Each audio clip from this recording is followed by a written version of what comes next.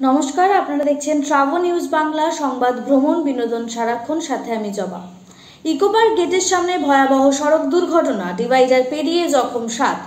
শনিবার সকালে নিউ টাউনের ইকোপার্কের 4 নম্বর গেট এলাকার শান্ত সকাল মুহূর্তে বদলে যায় তীব্র আতঙ্কে। বিশ্ব বাংলা গেটের দিক থেকে আকাঙ্ক্ষা মোড়ের দিকে ছুটে আসা এক গাড়ি আচমকা নিয়ন্ত্রণ হারায়।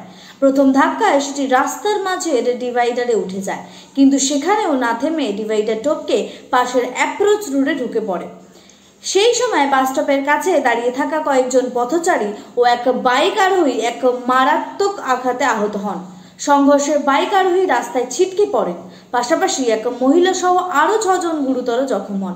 আশেপাশের লোকজন ছুটে গিয়ে আহতদের হাসপাতালে পাঠানোর ব্যবস্থা করেন। গাড়ির চালকও আঘাত পান এবং গাড়ি থামার পর ফুটপাতে বসে থাকতে দেখা যায় তাকে। খবর পেয়ে বিধাননগর পুলিশ দ্রুত ঘটনাস্থলে পৌঁছে চালক ও গাড়িটিকে আটক করে। গাড়িটি অতিরিক্ত গতি নাকি যান্ত্রিক ত্রুটি, বিশেষ করে ব্রেক ফেলের কারণে নিয়ন্ত্রণ হারালো, তা তদন্ত করছে পুলিশ। ঘটনাটি ঘিরে এলাকায় ব্যাপক চাঞ্চল্য ছড়িয়েছে।